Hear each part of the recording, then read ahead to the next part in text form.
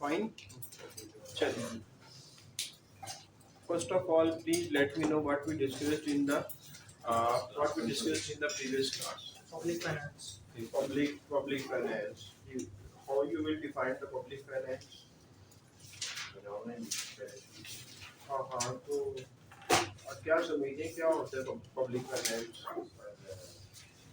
Government जो public projects finance करती है फॉर फिस्कल पॉलिसी है. गवर्नमेंट की अथॉरिटीज का कोई जिक्र था ना? Public finance is all about the income and expenditure of the public authorities.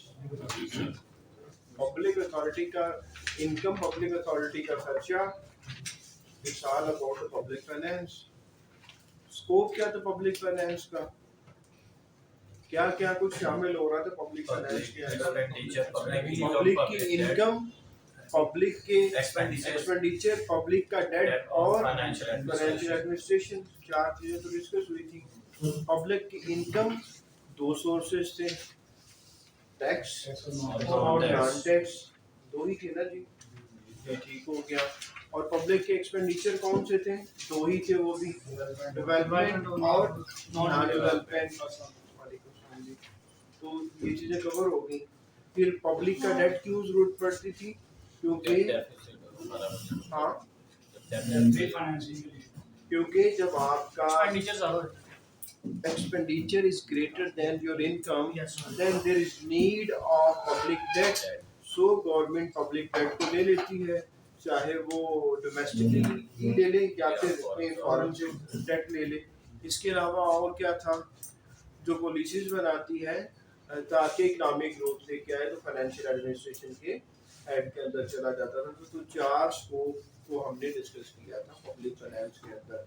फिर हमने प्राइवेट फाइनेंस और पब्लिक फाइनेंस का कुछ फर्क निकाला था मुख्तलिफ पैरामीटर्स के ऊपर.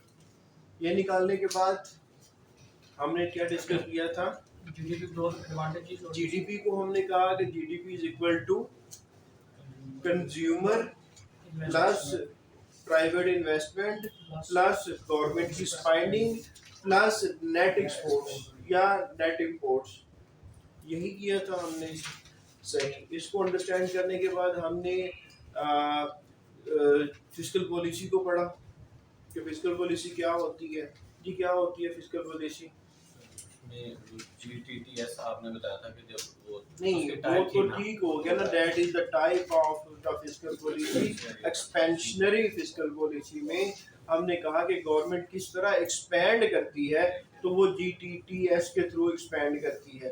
लेकिन what was the fiscal policy? क्या थी फिस्कल पॉलिसी?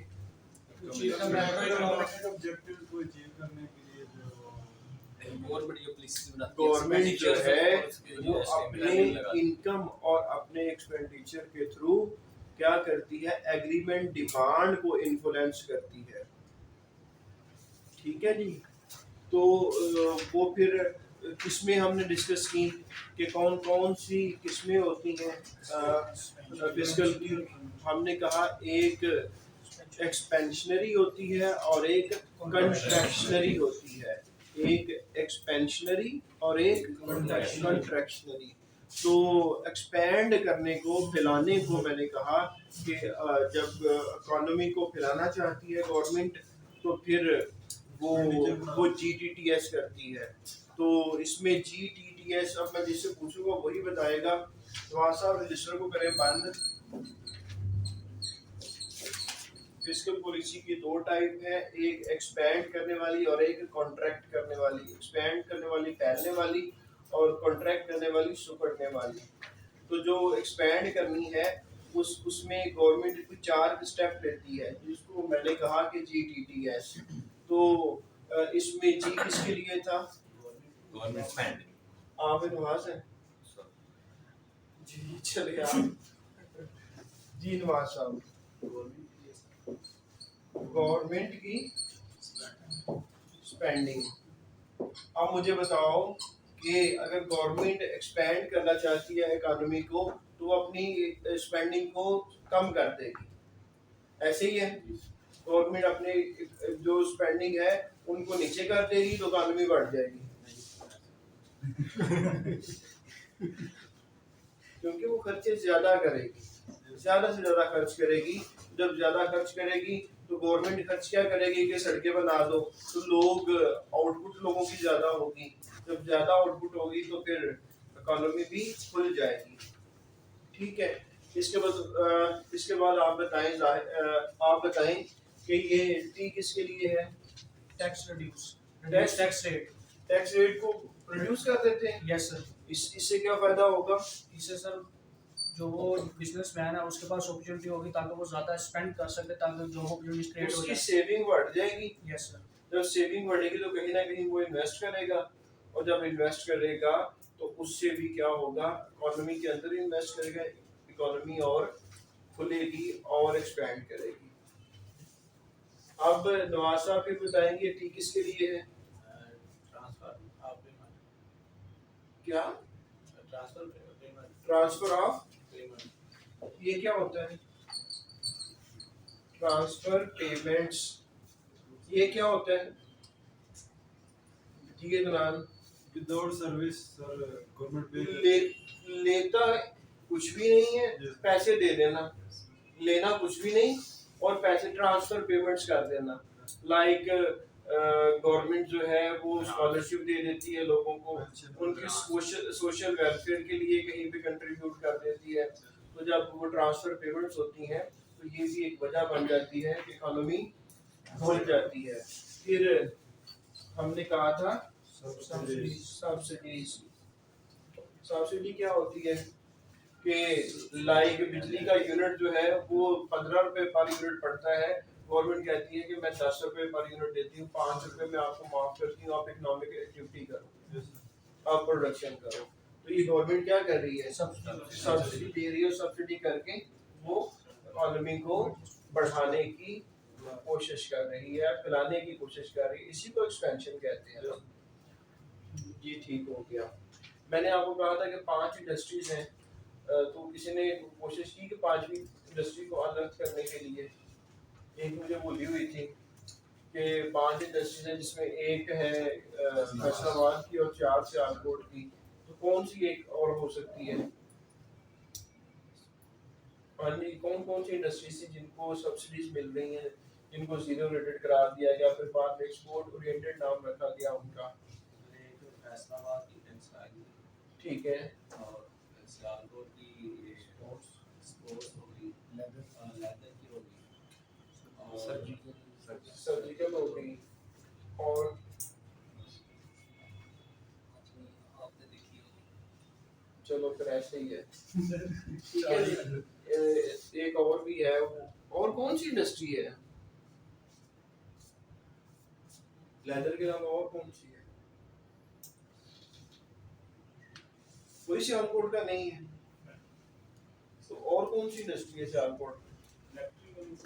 इलेक्ट्रिकल की तो नहीं, इतनी हम एक्सपोर्ट करते हैं। इलेक्ट्रिक हम मंगवा ही रहे हैं बाहर से, लेदर की चीजें हम बाहर बना के भेजते हैं, स्पोर्ट्स की बना के बाहर भेजते हैं, मेडिकल के इंस्ट्रूमेंट जो हैं सर्जिकल वो बना के सियालकोट से जा रहे हैं, टेक्सटाइल आइटम्स जो हैं फैसलाबाद के वो जा रहे हैं, एक्सपोर्ट हो रहे हैं। चलो एनीहो एक और है। अच्छा जी, तो इसका अपोजिट मैंने कहा था कि अगर गवर्नमेंट स्पेंडिंग कम करती है तो इकोनॉमी जो है वो करना शुरू हो जाती है, तो कंट्रैक्शनली हो जाएगी। गवर्नमेंट अगर टैक्स के रेट बढ़ा देती है तो लोगों के पास पैसा कम बचता है खर्च करने के लिए, तो फिर भी इकोनॉमी जो है वो नीचे चली जाएगी। गवर्नमेंट सब्सिडीज को खत्म कर देती है, रिड्यूस कर देती है, तो फिर भी पैसा कम बचेगा और इकोनॉमी कम फ्लरिश करेगी।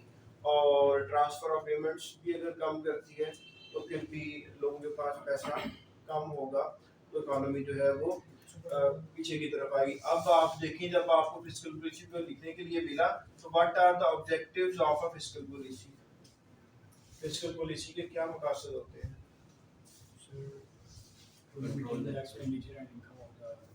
फिस्कल पॉलिसी के क्या क्या जो है वो मकसद होते हैं? What are the objectives of fiscal policy?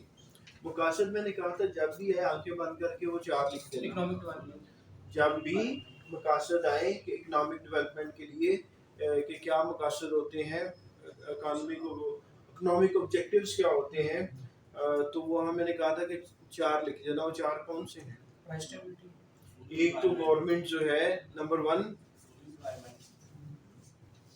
चाह रही होती है कि नौकरियां ज़्यादा दें, तो वो भी इस टूल के थ्रू अचीव करने की कोशिश कर सकती है। हर जगह ये लिख देना।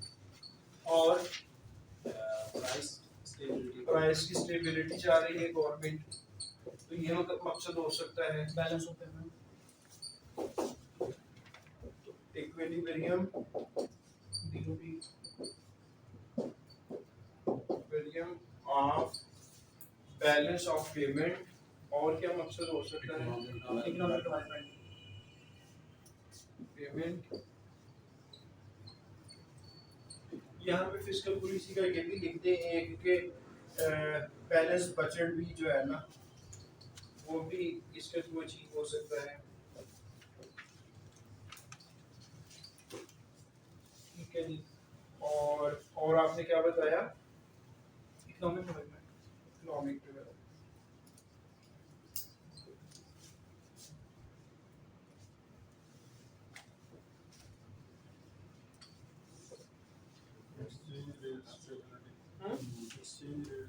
हाँ, वो प्राइस स्टेबिलिटी के अंदर ही या कंट्रोल द इन्फ्लेशन के लिए एक्सचेंज रेट की रिफ्लेक्ट।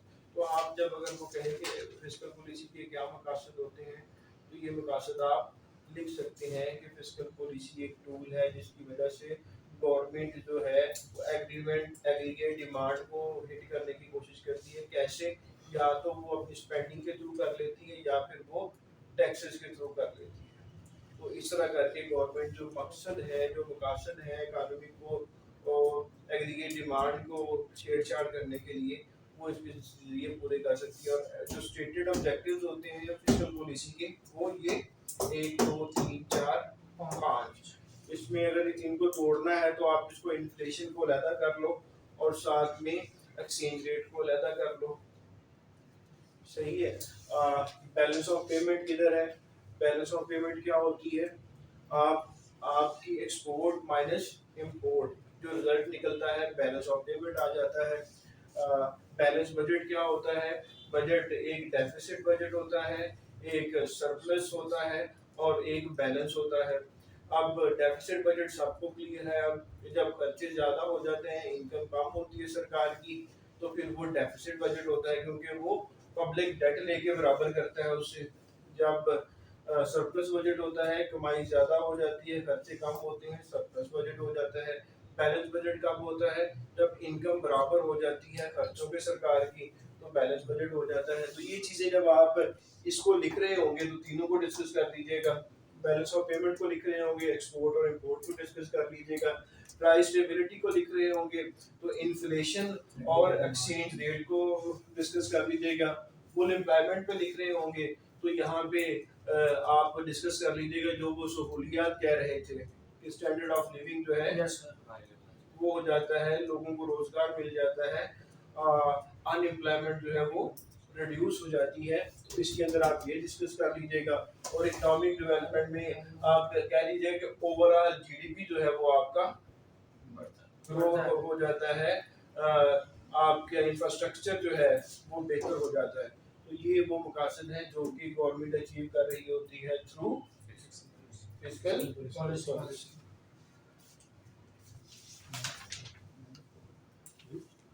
अब बताएं जब अगर वो कहते हैं what are the limitations attached with fiscal policy, what are the limitations, ये मकासद कर लिया आपने, टाइप्स भी कर ली, फिस्कल पॉलिसी को डिफाइन भी कर लिया। अब लिमिटेशंस क्या हो सकती हैं फिस्कल पॉलिसी को? लिमिटेशन क्या होती है कि यार मकासद हासिल करने की राह में जो रुकावटें आती हैं वो लिमिटेशन होती है। कहते हो यार मैं ये खरीदना तो चाहता हूँ, मेरे पास पैसे नहीं है, तो वहाँ पे क्या है, वो लिमिटेशन आ गई आपकी। यार 5 प्रोजेक्ट्स मैं सारे करना चाहता हूँ लेकिन मैं एक ही कर पाऊंगा, मेरे पास पैसा थोड़ा है, तो ये लिमिटेशन आ गई। यहाँ पे फिस्कल पॉलिसी को कुछ लिमिटेशंस भी हिट करती हैं। अब पहली लिमिटेशन जो है वो है crowding out effect. Crowding out effect, इससे क्या समझ आती है क्राउडिंग?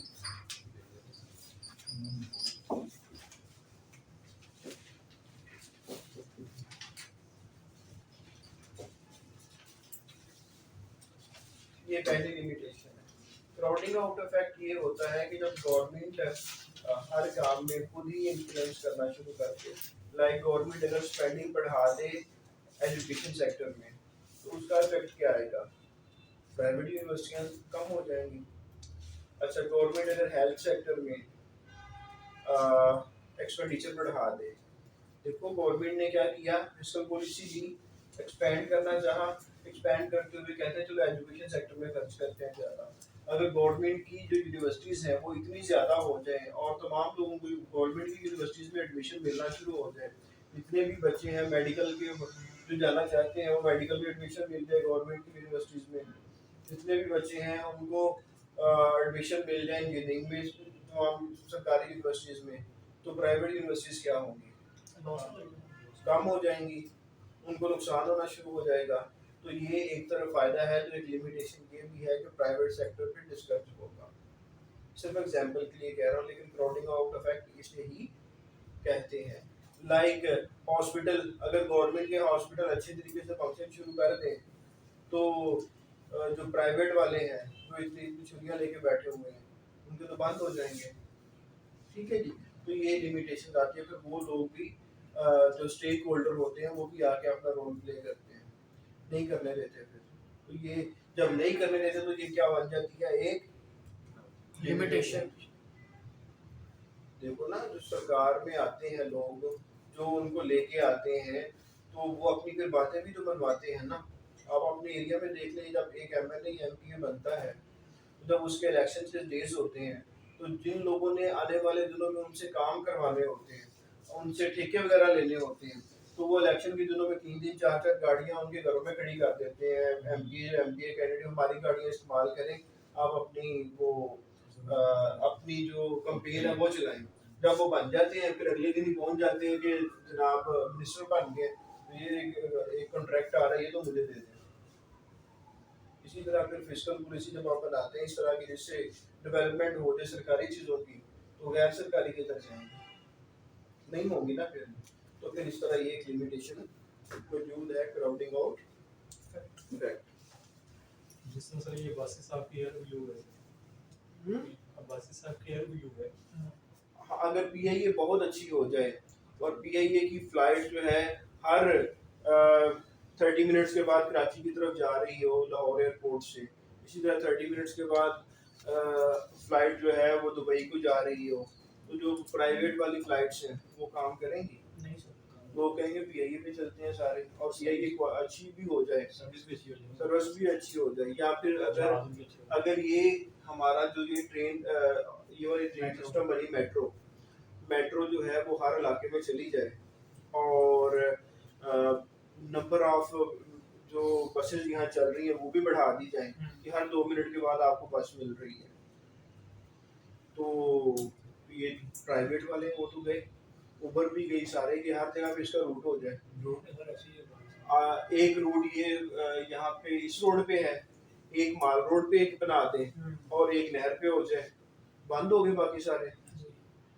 तो ये हम सोच नहीं रहे, अगर ये करते हैं ना तो इसका बेनिफिट भी बहुत ज़्यादा है। क्या बेनिफिट है इसका बताएं? सर पब्लिक ट्रांसपोर्ट यूज होगी, सारा पैसा गवर्नमेंट के पास जाएगा। इसके अलावा जॉब क्रिएट होंगी। इसके अलावा पाकिस्तान का जो ज़र मुबादला है वो सबसे ज़्यादा जो जाता है वो आपका अपनी इंटरेस्ट की पेमेंट करने को जाता है, जो आपने कर्जा लिया हुआ उसको वापस करने के लिए, डेट सर्विसिंग के लिए। सेकंड आपका दिफा पे जाता है, और थर्ड आपका ये वाली इम्पोर्ट्स जो है ना ऑयल वगैरह की, एनर्जी की, इसमें जाता है। कम यूज होगा। अगर इतनी अच्छी सर्विस हो जाए कि मैं अपने घर से 5 मिनट चलूँ, आगे मुझे ये सरकारी ट्रांसपोर्ट मिल जाए, और मुझे पता हो कि 20 मिनट बाद इसमें मुझे लाहौर हाई कोर्ट उतार देना, तो मैं पागल हूँ कि अपनी गाड़ी निकालूं और 1300-1400 रुपए का पेट्रोल जाए करूँ, और फिर ये भी डेंजर खतरा होता है कि वहाँ पे गाड़ी को उठा के ले जाएगा, बाहर रोड पे खड़ी है, कभी कोई लाइनें मार जाता है, कभी कोई लाइनें मार जाता है। तो लेकिन इसमें सबसे बड़ा बेनिफिट किसको हो रहा है? गवर्नमेंट ऑफ पाकिस्तान को। जो डॉलर हमने देने होते हैं वो डॉलर कम होते हैं। बिलीव करें कि ये जो इशारों के ऊपर खड़ा होता है मोटरसाइकिल या गाड़ी, और एक एक 2-2 मिनट का इशारा होता है, उस पर आपके पाकिस्तान जल रहा होता है, क्योंकि 2 मिनट में अगर पूरे पाकिस्तान में देखें तो सिग्नल्स के ऊपर कितना फ्यूल जो है वो ज़ाया हो रहा है, और वो सारे का सारा फ्यूल आप कहाँ से लेते हैं? और आपका सबसे बड़ा मसला ही है कि आप तो इतनी पेमेंट होती है फ्यूल की होती है हमारी, हर बंदा को पर्सनल गाड़ी पे, पब्लिक ट्रांसपोर्ट तो है नहीं, इस तरह ट्रेन अच्छी हो जाए तो हर लाहौर से फैसलाबाद हर आधे घंटे बाद ट्रेन जा रही हो, जिसने जाना है अपना मोटरसाइकिल गाड़ी जो है वो स्टेशन पे खड़ी करे, ट्रेन पे बैठे, सुबह जाए, ड्यूटी करे, वहां से वापस आ जाए। यस तो ये हालात बेहतर नहीं हो जाए, लेकिन ये पता नहीं कि क्यों नहीं करना चाहते।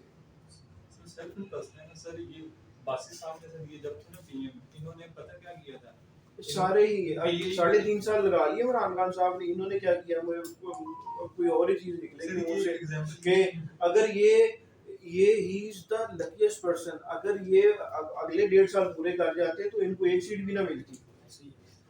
ये तो लगता है कोई गेम इनके लिए कोई कर रहा है कि इनको 5 साल लेने के लिए। अब देखो हर बंदा दौड़ रहा है इनके पीछे, तो ये सारा कुछ किसके हाथ में जा रहा है? उनके हाथ में जा रहा है, और उनको बिठा के उनसे सबसे बुरे डिसीजन करवाए आदमी कि ये भी करो, ये भी करो, ये भी करो, करवाया ना उन्होंने। लेकिन अपन उनसे मैनेज नहीं हो रहा, वो छोड़ दें। यही तो मसला है, फिर मुल्क छोड़ के हम लोग चले जाते हैं सारे। वो छोड़ देना जो सीटों पे बैठे हुए हैं। बस वही है ना कि सारे एक जैसे हैं, ये सारे एक जैसे हैं नहीं। और लेकिन देखो अगर कोई करना चाहे तो बड़े जबरदस्त हाल मौजूद हैं। कहा जी कि मेरे उस्ताद मोहतरम से किसी ने पूछा कि आपको चलो हम बना देते हैं finance minister, he is capable to become the finance minister of Pakistan, या आपको चेयरमैन एफबीआर बना देते हैं, उनको ऑफर भी आई। तो क्या हुआ, आप बताएं कैसे हल करेंगे? उन्होंने कहा कि मैं 1 हफ्ते के अंदर अंदर या आपको पाकिस्तान का सारा कर्जा उतार के दे दूंगा। विल तो दिखाएं कोई, अगर मैं डिसीजन करूं मेरे पीछे खड़े तो हों। आपकी प्राइम लोकेशन के ऊपर गवर्नमेंट ऑफ पंजाब की, गवर्नमेंट ऑफ पाकिस्तान की इतनी जबरदस्त लैंड है ना जो इन्होंने ऐसी छोड़ी हुई है। लाहौर रेलवे से इनके सराउंडिंग देखें सारी, ठीक है, वहाँ क्वार्टर बनाए हुए हैं, निकाले वहां से क्वार्टर। ये डेविस रोड के साथ देख लें कैसे कैसे इन्होंने सरकारी वो महल दिए हुए हैं। 50 करोड़ का सारा एमपी खरीद सकते हैं, लेकिन वहां पे एक मरले का रेट क्या है? बेचें, ये सरकार के क्वार्टर दूर जाके बना ले, एम्प्लॉइज को देने हैं ना, दूर बनाए, वहां पे एक बस खड़ी किया करें, तमाम को सुबह ड्यूटी पे ले आए, शाम को वापस ले जाए। हल कोई नहीं करना चाहता। बेसिकली मसला ये है कि कोई करना नहीं चाहता। अगर ये बेच के फौरन ऐसे आपका डेट उतरता है, आगे आपने कुछ लेना, आगे से मुल्क सीधा हो जाता है। जो बड़े बड़े खतरनाक अदारे हैं जो पैसा खा रहे हैं उनको प्राइवेटाइज करें। ये क्या मसला है कि अगर यहाँ पे जमीन सरकार की दे दे, किसमें खतरा क्या है? क्या बैन अवी खतरा है आपको? कुछ भी नहीं है, कर्जा उतार दें, एक दफा उतारे फारिग करें इससे। बड़े बड़े जो प्रॉपर्टी वाले वो उठाने के लिए तैयार होंगे कि मैं नहर के साथ उठाता हूँ नहीं हो। लेकिन अच्छा जी, तो एक ये क्राउडिंग आउट इफेक्ट हो गया, lack of coordination between monetary policy and fiscal policy. Monetary policy कौन बनाता है? हमेशा हर कंट्री का सेंट्रल बैंक बनाता है। In Pakistan there is SBP, state bank of Pakistan, so वो बनाते हैं। और फिस्कल पॉलिसी कौन बनाता है? फाइनेंस। हमारा बेसिकली उसमें इनपुट एफबीआर की तरफ से जा रही होती है, टैक्सेस को आगे पीछे करना, और रिक्वायरमेंट बता देता है फाइनेंस डिवीजन जो है, ठीक है जी। तो ये लोग बनाते हैं। तो इनमें लैक ऑफ कोऑर्डिनेशन जो है ना, ये भी बड़े मसाइल पैदा करता है।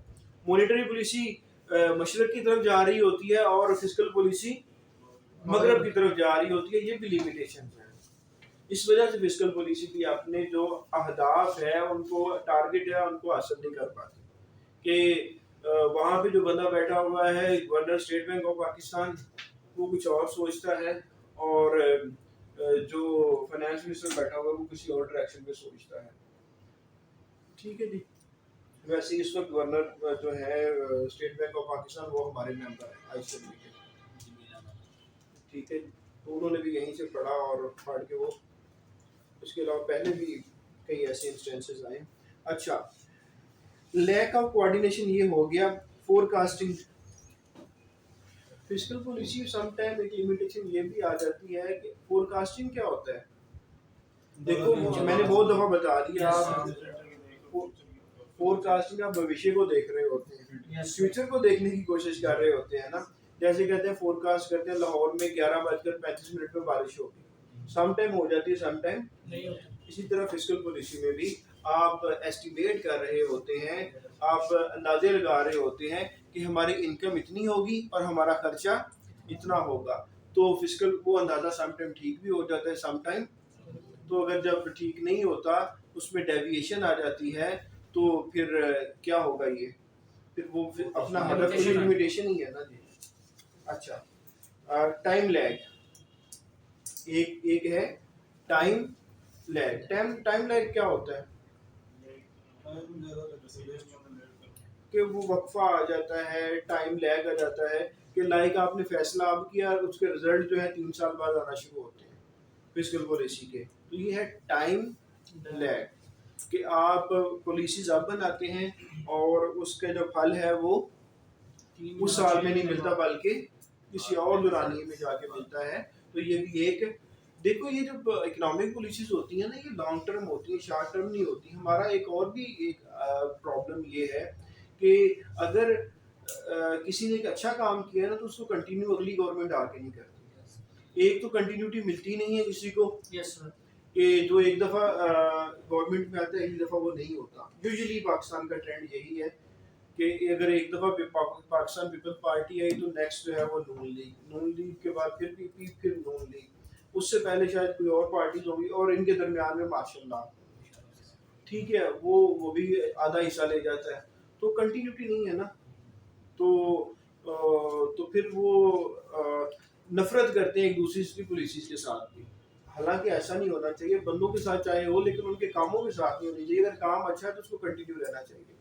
अभी इन्होंने सहूलत कार्ड दिया, सेहत कार्ड दिया, दैट वाज मार्वलस कि वो गरीबों को देखा गया। फिर एक बहुत बड़ा काम किया गया कि जो मिडल वाले लोग हैं, मिडल तबका है, उनको घर के लिए लोन दिया गया कि आप घर खरीद लें, ये लें कर्जा, और फिर आप आहिस्ता आहिस्ता पे करते रहिएगा।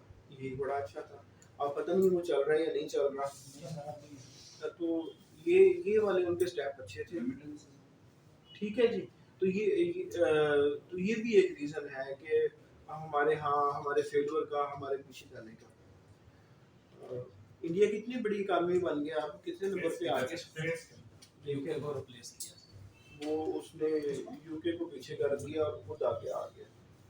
तो हम हर लिहाज में उनका मुकाबला करते हैं, Yes. लेकिन ना एजुकेशन में करते हैं ना हार्ड वर्क में करते हैं। आपको तो अभी को मिडिल ईस्ट में रखना पसंद नहीं करता, क्योंकि ये वो लोग हैं कहते हैं ये ओवर द नाइट अमीर होना चाहते हैं कि रातों रात हम अमीर हो जाए।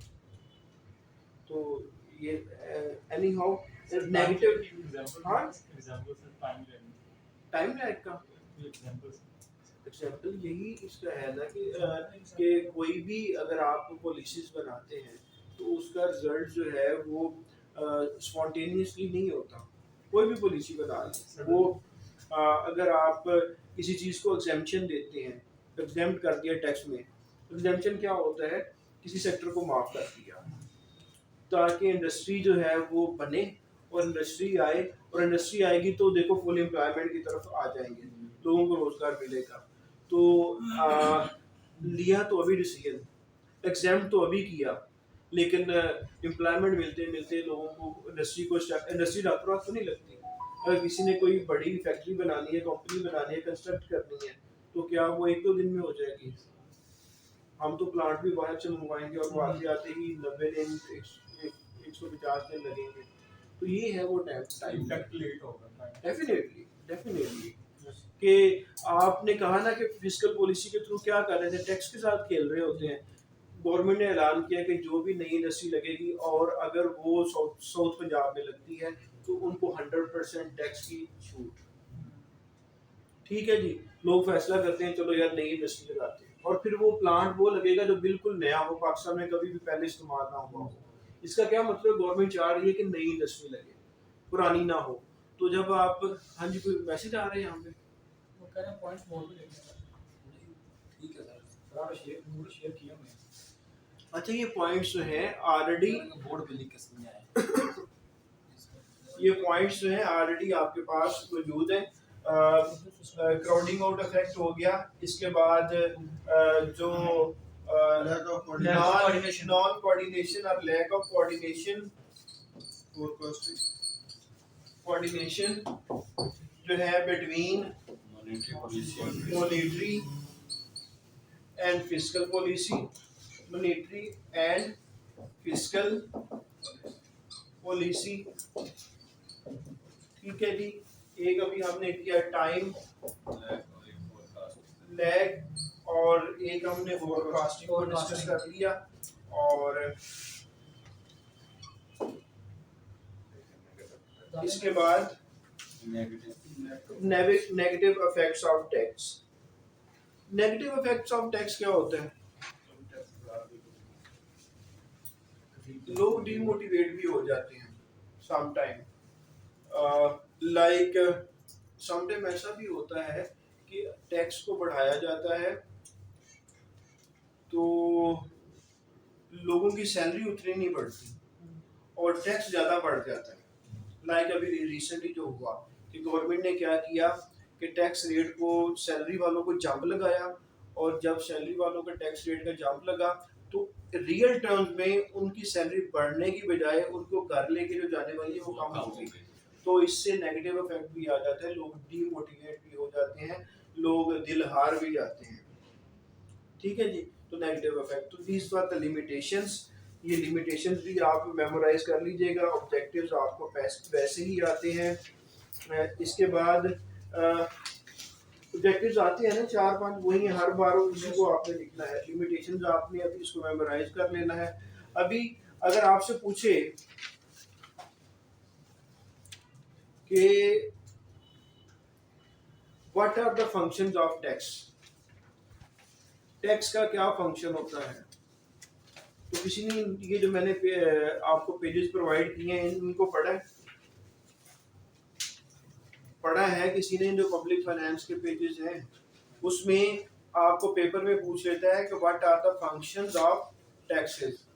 तो टैक्सेस के फंक्शंस क्या होते हैं, तो इसमें उसने 4-5 फंक्शन लिखने की कोशिश की है। तो आप टैक्स के फंक्शन के लिहाज से इसका एक फिस्कल फंक्शन होता है, इसका एक एलोकेशन फंक्शन होता है, एक रेगुलेटरी होता है और एक इंसेंटिव होता है। तो फिस्कल में मुझे ये बताएं कि क्या फंक्शन हो सकता है। अब फंक्शंस ऑफ टैक्सेस, टैक्स का पता है या नहीं पता? नवाज साहब डिफाइन करेंगे टैक्स को।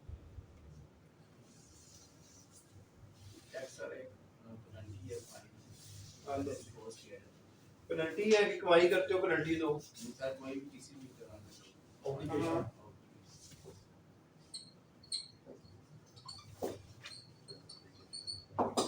टैक्स क्या होता है? आपकी कमाई का वो हिस्सा जो सॉवरेन जो है, जो स्टेट जो है वो under the authority of law ले उड़ती है। टैक्स क्या है? Tax is the part of one's income which states takes away under the authority of law. आपकी कमाई का हिस्सा, अगर कोई कंपनी प्रॉफिट कमाती है उसकी कमाई का वो हिस्सा जो गवर्नमेंट ले जाती है under the authority of law, वो टैक्स की डेफिनेशन में आ जाता है।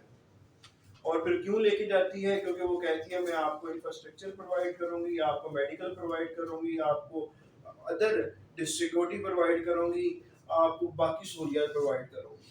ठीक है जी। अच्छा, अब ये फंक्शन ऑफ टैक्सेस में वो कौन से हो सकते हैं? एक तो फिस्कल फंक्शन है, यार लफ्जों का हेरफेर है, बाकी आता सारा आपको अब है। ये वाला टैक्सेस के फंक्शन क्या होते हैं लिखे पेपर के अंदर आके। Define the tax and what are the functions of taxes बताएं। फिस्कल फंक्शन क्या है? To raise the generate the revenue. यार ये फिस्कल फंक्शन यही है ना कि माली फंक्शन। फिस्कल क्या होता है? फिस्कल ईयर, माली साल। उर्दू में यही कहते हैं ना। Yes, तो sir. पाकिस्तान का फिस्कल ईयर कौन सा है जी? 1 जुलाई को शुरू होता है, अगले साल की 30 जून को खत्म होता है। इसको फिस्कल ईयर नहीं कहा जाता।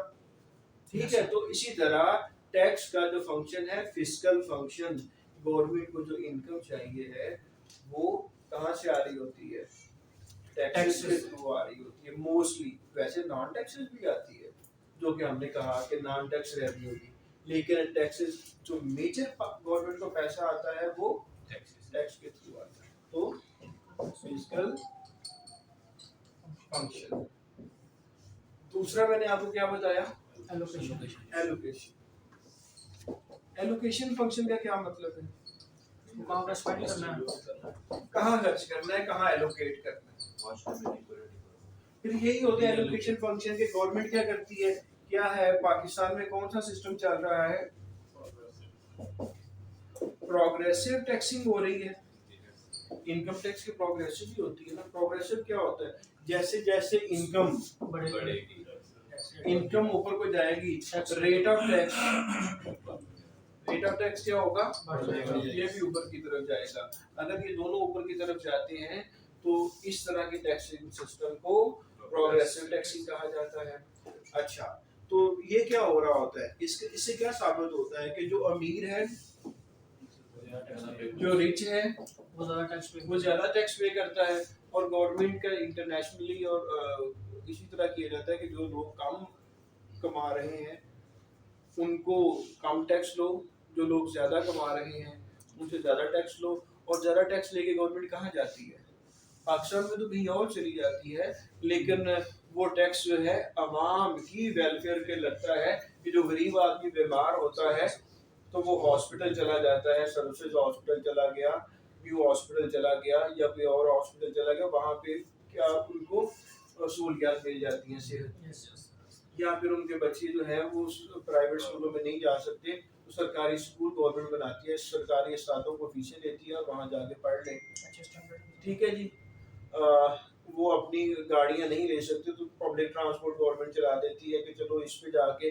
तो ये क्या हो रहा है? गवर्नमेंट इनकम को टैक्स करके प्रोग्रेसिव टैक्सिंग के थ्रू अमीरों से लेके गरीबों पर लगाने की कोशिश करती है। सो इसलिए एक फंक्शन एलोकेशन फंक्शन हो गया। नेक्स्ट फंक्शन क्या है जी? रेगुलेटरी।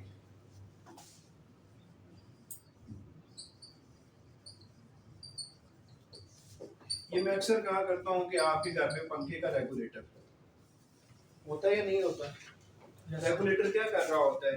जिस जरूरत के मुताबिक, डिमर चाहे कह लो या रेगुलेटर कह लो, इसको समझने के लिए रेगुलेटर क्या कर रहा होता है?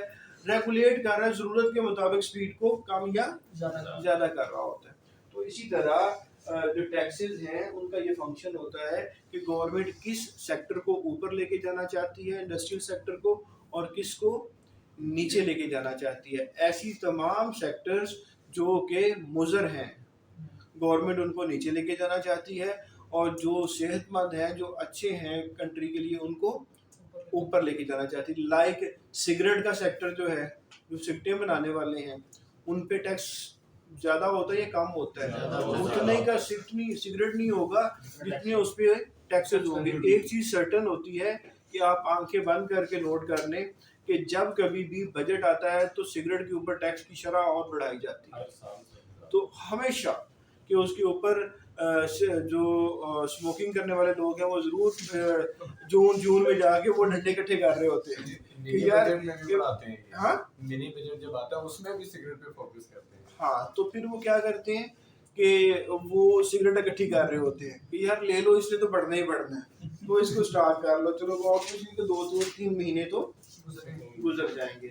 तो यहाँ पे रेगुलेटरी फंक्शन गवर्नमेंट परफॉर्म कर रही होती है कि यार the thing which is injurious for the health of their citizen, they regulate that sector by imposing huge taxes. So एक टैक्स को एक चीज के लिए इस्तेमाल किया जा रहा है, तो is it not the function of taxes? Yes, it is the function of the taxes to regulate the country, to regulate the industrial sectors। और दूसरी तरफ ऐसी सेक्टर्स हैं जिनको गवर्नमेंट अपलिफ्ट करना चाहती है, लाइक आईटी स्किल्स वगैरह को।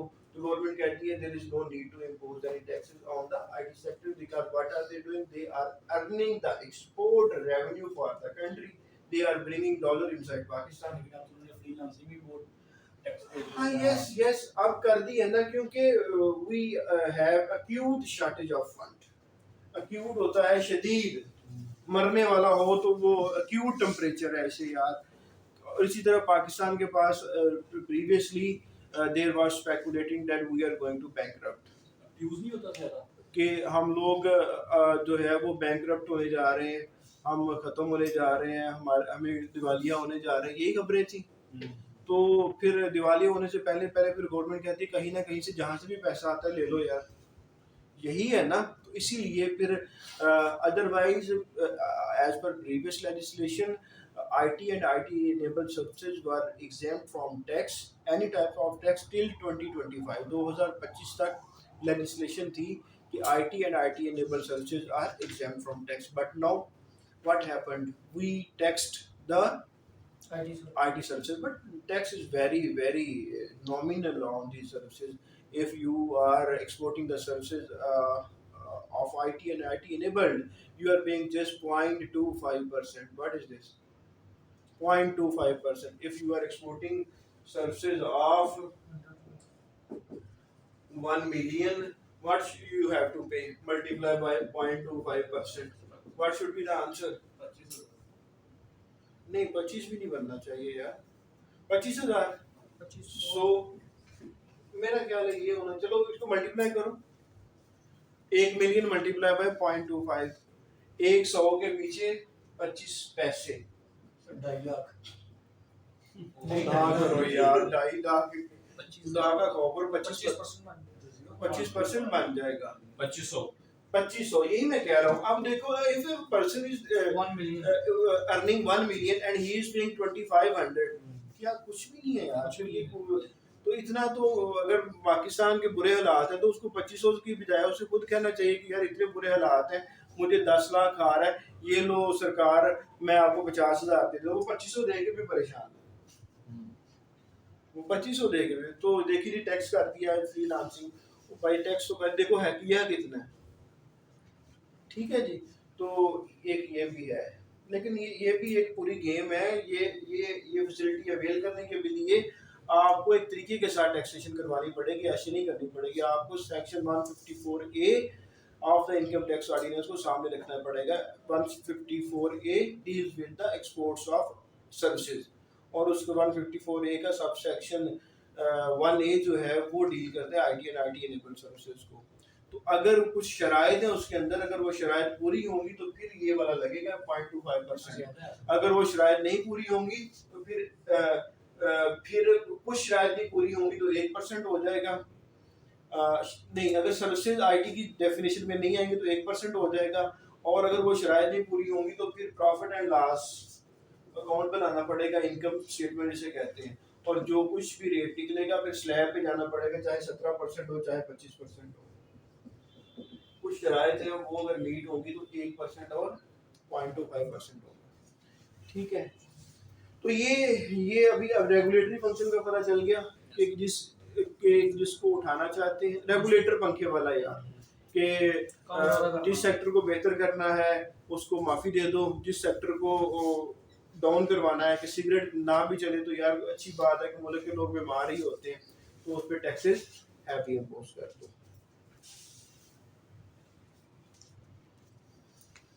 इंसेंटिव फंक्शन भी है इसका। इंसेंटिव कैसे मिला?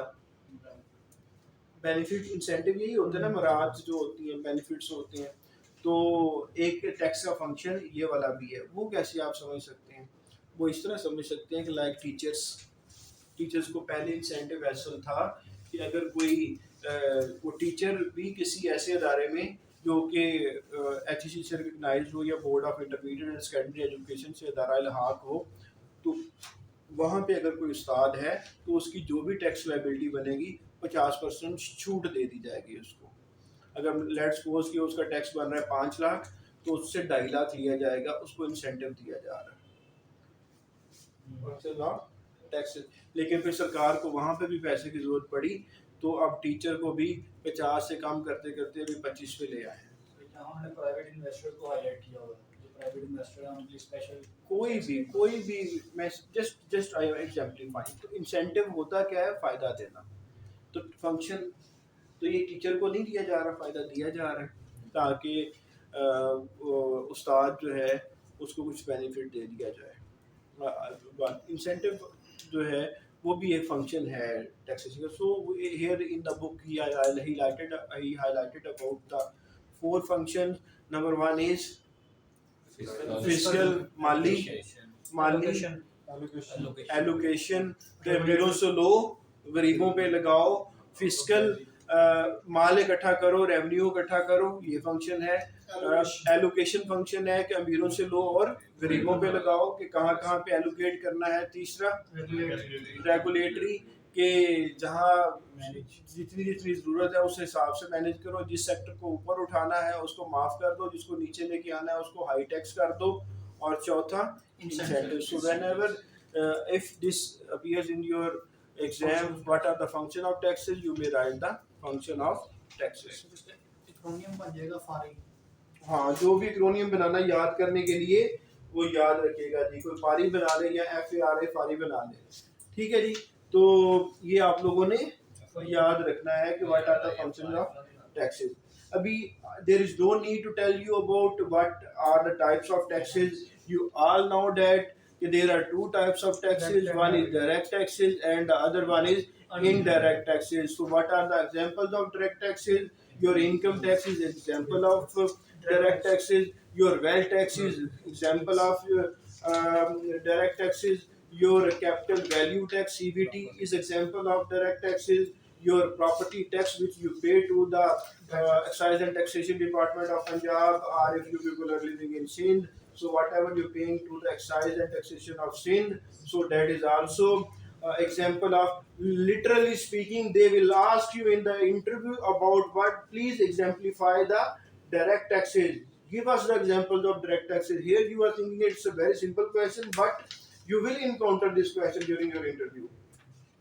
ये वो पूछेगा कि डायरेक्ट टैक्सेस के 4-5 एग्जांपल दे दो। उस वक्त फिर आपको पता होना चाहिए income tax, capital value tax, wealth tax, property tax which is given to the Excise and Taxation Department, provincial excise and taxes. These are the examples of direct taxes. So what are the examples? ये पूछे गए हैं previously, अब पूछे या ना पूछे, but previously they asked you about the define direct taxes and what are the examples of direct taxes, define indirect taxes and what are the examples of indirect taxes. So what are indirect taxes? मैं ये इसलिए नहीं बता रहा because I have discussed these things a number of times in my classes. बहुत दफ़ा मैंने इनको डिस्कस किया हुआ है, इसलिए मैं, लेकिन it doesn't mean that these are not important. These are the important questions. ठीक है जी। हाँ, विदहोल्डिंग टैक्स भी डायरेक्ट नहीं आएगा। कैसे आएगा जी विदहोल्डिंग? आप भी हमें गाइड कर दें। विदहोल्डिंग जब आप इंटरव्यू में पहुंचोगे ना फिर मैं समझाऊंगा आपको। इस सेक्शन 149 से लेकर सेक्शन 159 तक सारी की सारी प्रोविजन जो है, जो सेक्शन है, they deal with the withholding.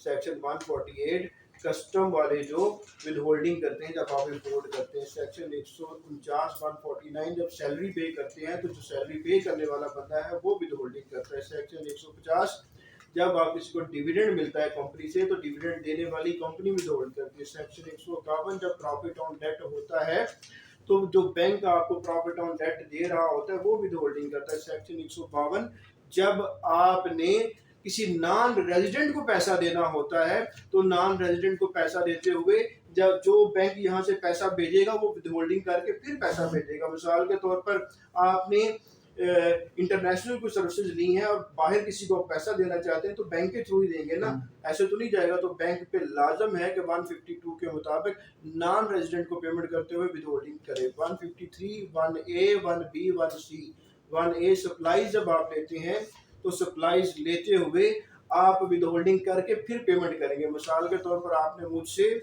कपड़ा खरीदा तो जब आप मुझे पेमेंट करेंगे तो आप देखेंगे कि मैं इंडिविजुअल हूँ, एओपी हूँ या कंपनी हूँ, उस हिसाब से आप 4% से लेकर 4.5% तक विद होल्डिंग करेंगे। आप मुझसे सर्विसेज देंगे, मुझको पेमेंट करते हुए 1B 153 का उसमें विद होल्डिंग करेंगे। लाइक मैं टीचर हूँ, मैं ICMA में पढ़ाता हूँ, मुझे वो चेक देते हुए 10% के मुताबिक विद होल्डिंग कर लेते हैं।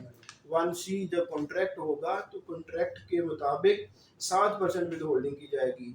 जब 154 सर्विसेज का हो गया और 154A जब एक्सपोर्ट ऑफ सर्विसेज होंगी, जो कि IT वाला 155, अगर आपने घर किराए पे चढ़ा दिया, ले लिया किसी से, उसको पेमेंट करेंगे तो उस वक्त आप विद होल्डिंग करेंगे। 156 प्राइस बॉन्ड निकल आया, विद होल्डिंग होगी। तो ये सारे का सारा विद होल्डिंग की provision, these are not direct और indirect taxes, these all are the provisions of income tax ordinance. That's why it's come to the direct under the heading of indirect taxes. ठीक है, अभी sale tax में with holding है, उसको भी पढ़ेंगे, लेकिन that is a different thing. तो जब आपको वो पूछेगा, मस्ट ये नहीं होगा कि आपसे ना पूछे, क्योंकि जो भी कमिश्नर वहाँ आएगा या चीफ कमिश्नर जिसकी ड्यूटी लगेगी डिपार्टमेंटल रिप्रेजेंटेटिव के तौर पर, he must ask you the practical things। जो वो रोजाना कर रहा है वही पूछेगा, तो जो रोजाना वो कर रहा है वही हम लोग कर रहे हैं, वही हम आपको बताएंगे, तो ये पूछेगा। उसके अलावा उसने और क्या पूछना है? he will not ask any other thing from you, क्योंकि उसको भी वही आता है जो हमें आता है। रोजाना वो भी वही करता है, रोजाना हम भी टैक्स खेलते हैं, रोजाना वो भी खेलते हैं। हम अपने क्लाइंट के बिहाफ पे खेल रहे होते हैं, और मेरे जो वहाँ पे इंस्पेक्टर बैचमेंट बैठे हैं वो डिपार्टमेंट के हिसाब से खेल रहे होते हैं। उनको सिर्फ छोटा परव्यू है, इसलिए कि किसी की पोस्टिंग होगी है स्टील सेक्टर में तो उसको स्टील का ही पता होगा, किसी की IT में होगी है उसको IT का ही पता होगा, किसी की टेक्सटाइल में होगी उसको टेक्सटाइल का पता होगा। But a practitioner who is sitting outside, he must be familiar with the all sectors. अगर पता होगा तो फिर क्लाइंट आएगा, क्योंकि उसने सबको सेटिस्फाई करना होता है, उसकी रोजी रोटी है, वो ज़्यादा मेहनत करता है फिर। और जो अंदर बैठा उसको तो पता है कि मैंने लगी हुई है, ठीक है जी, और फिर मैंने लगा भी लेनी है, ठीक है। चले, तो ये मैं ये आप पे छोड़ रहा हूँ, ठीक है, ये मैं आप पे छोड़ रहा हूँ। डायरेक्ट और इनडायरेक्ट को तसल्ला के साथ पढ़ना, छोड़ना नहीं इन्हें, इनको समझना। फिर आगे इसके बाद हैं, ये जरूर याद कीजिएगा, what are the advantages and what are the disadvantages of direct taxes, what are the advantages and what are the disadvantages of indirect taxes. ये जरूर आप लोगों ने देखो, वो कह सकता है right define tax, what are the function of taxes and further discuss the advantages of direct taxes. पूरा रेलिवेंट क्वेश्चन बनता है यार। इंस्पेक्टर FBR से पूछ सकता है कि डायरेक्ट टैक्सेस के फायदे बताओ, डायरेक्ट टैक्सेस के नुकसान बताओ, इनडायरेक्ट टैक्सेस के फायदे बताओ, इनडायरेक्ट टैक्सेस के नुकसान बताओ। क्यों नहीं पूछ सकता? पूछ सकता है। ये सारे के सारे आपको बने बनाए मिल गए, इनको याद करो, ठीक है, इनको आप मेमोराइज करो। ये वही चीज है। डायरेक्ट टैक्स क्या होता है? इक्विटेबल है। इक्विटेबल क्या होता है? मैंने क्या बताया था कैनन ऑफ टैक्सेशन में इक्विटी को? हाँ जी इमरान साहब, आप बड़ा बताते हैं उन्हें, बताओ आपको क्या इक्विटेबल की समझ है? ऐसे ऐसे मार रहा होता है। अच्छा बताओ, इनकम के हिसाब से टैक्स, जिसकी जितनी इनकम है उस हिसाब से टैक्स इक्विटेबल है। तो इनकम एडवांटेज क्या है डायरेक्ट टैक्स का? यही एडवांटेज है कि इक्विटेबल है। इनडायरेक्ट टैक्सेस इनइक्विटेबल है। क्यों? क्योंकि चाहे जरदारी साहब चले जाए नस्ले का दही लेने, उस पर उस हिसाब से टैक्स लगेगा, जो कि एक चाहे झोंपड़ी वाला चला जाए उस पर भी उतना ही टैक्स लगेगा। तो ये वो इनइक्विटेबल हो गया, ठीक है। हालांकि जरदारी साहब को फिर जब दही दे रहे हैं तो दही देते हुए उनसे कहेंगे आप 200 रुपये सारा टैक्स का भी दें, और जो गरीब आदमी जा रहा है उसको कहें तुमसे दही के पैसे दे दो, टैक्स माफ है।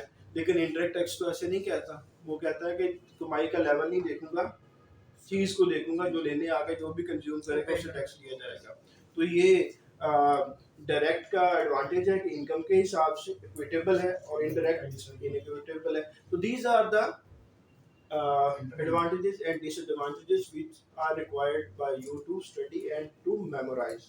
इनको आपने स्टडी भी करना है और इनको मेमोराइज भी करना है। डायरेक्ट टैक्स सर्टेन होता है, जिसने कमाई की उस पर लगना ही लगना, ठीक है। इस पर लो कास्ट ऑफ कलेक्शन भी है। लाइक आप नौकरी कर रहे हैं किसी के पास, कर रहे हैं। आपका AGPR से तनख्वाह तब आएगी जब टैक्स काट जाएगा। FBR का कोई पैसा लगा कलेक्ट करने का? कुछ भी नहीं लगा। जिसमें AGPR ने सिंपली काटनी है, काट के FBR के खाते में जमा कर देनी है, और बाकी आपने जो अकाउंट दिया उसमें तनख्वाह आ जानी है। ठीक है जी। तो ये आप लोगों ने अभी एडवांटेजेस और disadvantage I am reading on your people, इसको आप लोगों ने आगे फिर एक और चीज मैं यार जो ऑनलाइन है वो भी नोट कर ले। I have provided these notes to you people. मैं इसका क्विकली गो थ्रू कर रहा हूँ अभी। ये सारे के सारे आपके पास पब्लिक फाइनेंस के नोट्स मौजूद हैं, लेकिन आप लोगों ने अच्छी पिक्चर्स नहीं बनाई। वो आज एक बच्चे का आ रहा था कि सर पिक्चर्स विजिबल नहीं है, और जब अगर सॉफ्ट में पढ़ा जाए तो विजिबल है, अगर प्रिंट निकाले जाए तो वाकई ठीक नहीं आते। फिर आपका ना प्रिंटर ज़्यादा ही फर्क है, क्योंकि इन्होंने भी निकाले हैं, मैंने भी निकाले हैं, गुजारा है, लेकिन आपके तो साफ आ गए। हाँ देखें ना, चले, लेकिन फिर भी आपने बनाई होंगी ना। अच्छा, आगे यार 3 तरह के टैक्सेस और भी डिस्कस हो गए, सबको पता है। बताएं जी, प्रोग्रेसिव, रिग्रेसिव और फ्लैट। पता है आपको क्या होता है फ्लैट? हाँ,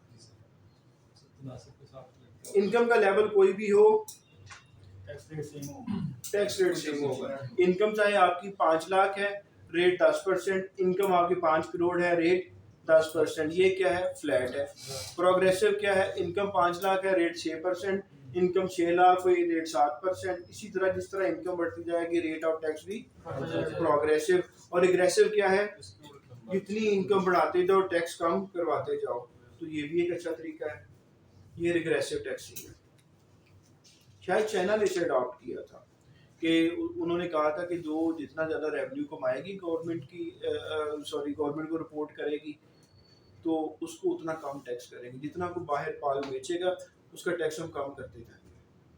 तो इस वजह से इसको यूज़ करके भी वो लोग ऊपर चले गए कि रिग्रेसिव करो, कि जितना रिपोर्ट करो उतना टैक्स रेट कम, जितने डॉलर लाओ उतना टैक्स डाउन, जितने नहीं आएंगे टैक्स ऊपर होगा। तो इस वो तो बहुत आगे निकल गए। फ्लैट के एग्जांपल पूछना, फ्लैट टैक्स। हाँ बेटा, ये फ्लैट में आपको बता देता हूँ कि अब ठीक है, मैं बता देता हूँ, है इसकी एग्जांपल आपके इनकम टैक्स में बता देता हूँ।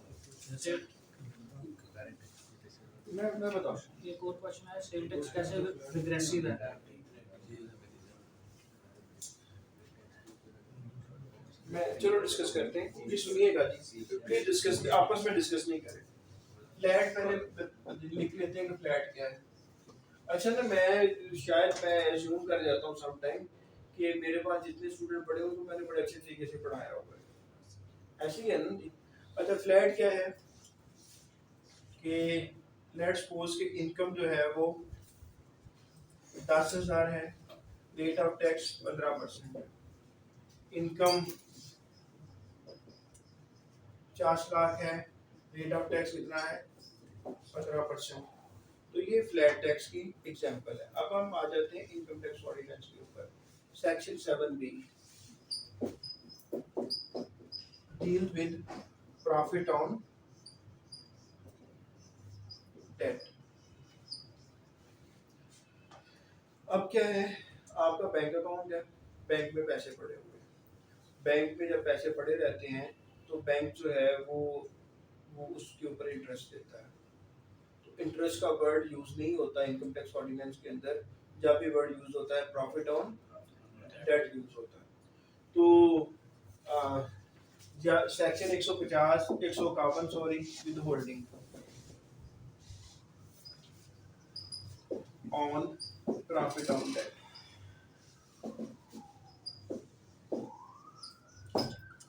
अब जब बैंक सूद देने लगता है, प्रॉफिट ऑन डेट, आपका बैंक अकाउंट है, फॉर एग्जांपल मियां साहब का जी बैंक अकाउंट है, ठीक है जी, इसकी ये बैंक स्टेटमेंट बनती है कि इनके अकाउंट में अगर कोई पैसा आता है तो क्या हो जाता है? क्रेडिट हो जाता है। तो बैंक ने इनको दिया 10,000 रुपया कि आपने जो आपका बैंक में जो पैसा पड़ा हुआ था उसकी वजह से आपका 10,000 रुपये आपको मिल रहा है, तो बैंक क्या करता है, पूरा 10 नहीं देता। बैंक कहता है 10,000 multiply by 15% is equal to 1500। तो 1500 जो है वो क्या करता है, अगर यहाँ पे वो करता है ना 10,000 क्रेडिट, तो साथ में ही 1500 रुपया वो क्या करता है, डेबिट कर देता है कि ये आपका टैक्स चला गया विद होल्डिंग वाला। कौन से वाला, ये वाला विद होल्डिंग अंडर सेक्शन 151। वो 1500 रुपया लेके उड़ जाता है, तो आपको एक्चुअली कितना मिला, 8,000। अगर आप देखें कि अगर आपको अगर नवाज साहब ने भी बैंक अकाउंट खोला होगा और इनको मिलता है, नवाज साहब आपको मिलने लगा 50 लाख, ठीक है, तो इसकी वजह से आपने अकाउंट सेटल करने हैं सबके, ठीक है जी,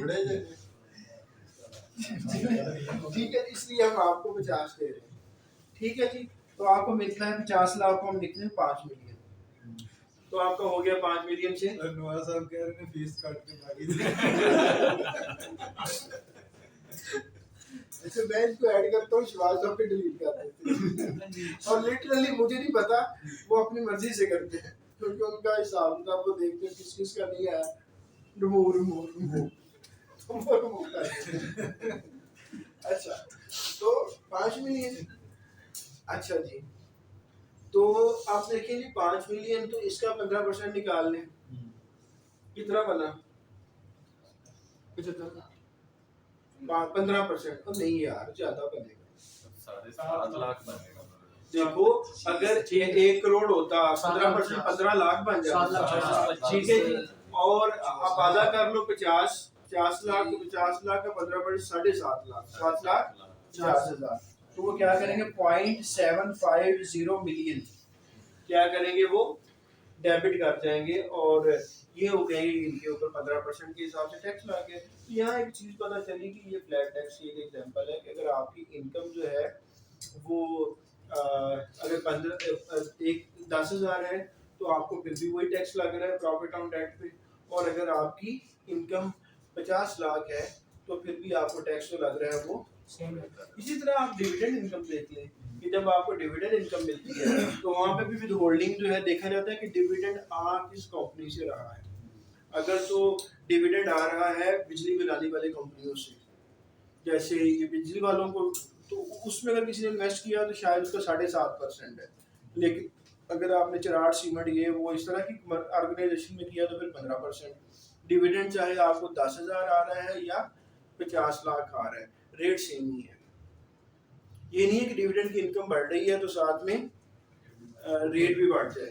इसी तरह प्रॉफिट ऑन डेट 50 लाख तक अगर आप कमाएंगे तो आपका 15% के हिसाब से होगा, चाहे आपको 10 रुपए प्रॉफिट ऑन डेट आ गया 10 रुपए का, उन्होंने 10% का 15% ले लिया, और चाहे आपको 5 मिलियन तक हो गया फिर भी उन्होंने 15% ही।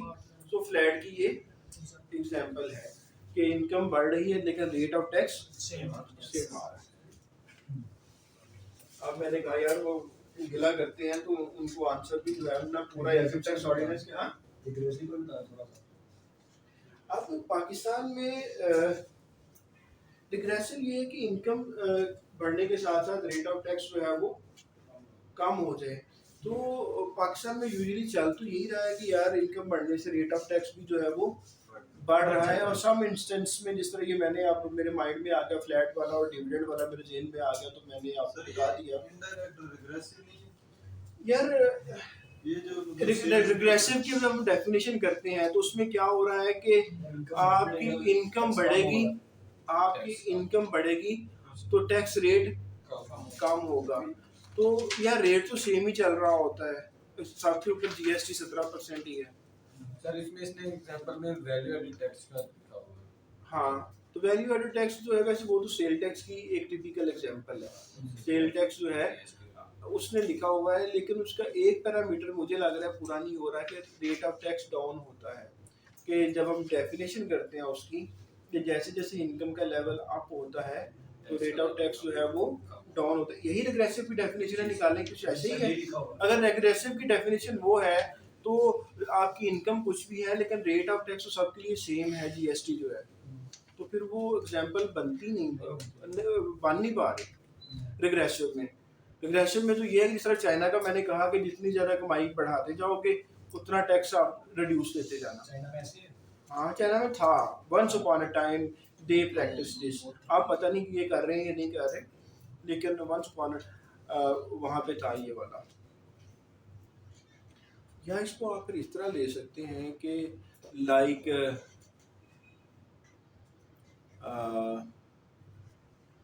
डेफिनेट डिफरेंट सेक्टर्स हैं, जैसे एक्सपोर्ट ऑफ सप्लाईज को एक्सपोर्ट करना। तो वैसे अगर आप पाकिस्तान में करें तो आपकी इनकम यहाँ पे कंपनियां जो रेट दे रही 29% टैक्स दे रही थी 29% के हिसाब से, लेकिन जो एक्सपोर्ट करती हैं कपड़ा वगैरह, ये टेक्सटाइल या जो मैंने एक्सपोर्ट ओरिएंटेड इंडस्ट्रीज कही हैं, जब उनका बाहर से पैसा आता है बैंक के अंदर तो सिर्फ 1% काटा जाता है उससे।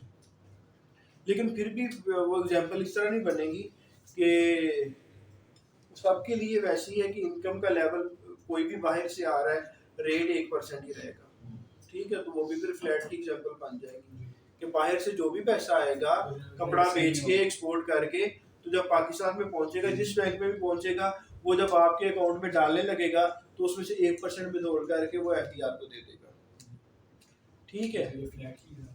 हाँ तो भी फ्लैट की तरफ आ जाएगा। एनी हो जी, बस ये समझ लें कि समझने के लिए बड़ा क्लियर है कि रिग्रेसिव जो है जैसे जैसे इनकम ऊपर जाएगी रेट ऑफ टैक्स डाउन जाएगा। एग्जांपल दे सकते हैं जीएसटी। यार मैं तो सर देखो इसमें पता क्या है, टैक्स के लॉज की या किसी भी लॉ की इंटरप्रिटेशन करना जो है वो लोग मुख्तलिफ तरीके से कर रहे होते हैं। मैं यहाँ नहीं कर रहा, मैं कह रहा हूँ कि 2 पैरामीटर्स हैं, एक तो इनकम का ऊपर जाना और दूसरा टैक्स रेट का परसेंटेज का डाउन आना। तो यहाँ पे डाउन तो नहीं आ रही, इनकम ऊपर जा रही है, वो कांस्टेंट रेट जीएसटी लग रहा है। तो एनी हाउ इसको सोचिएगा, अगर आपको समझ लगता है तो आप कर लीजिएगा, अगर आपके पास कोई लॉजिक है।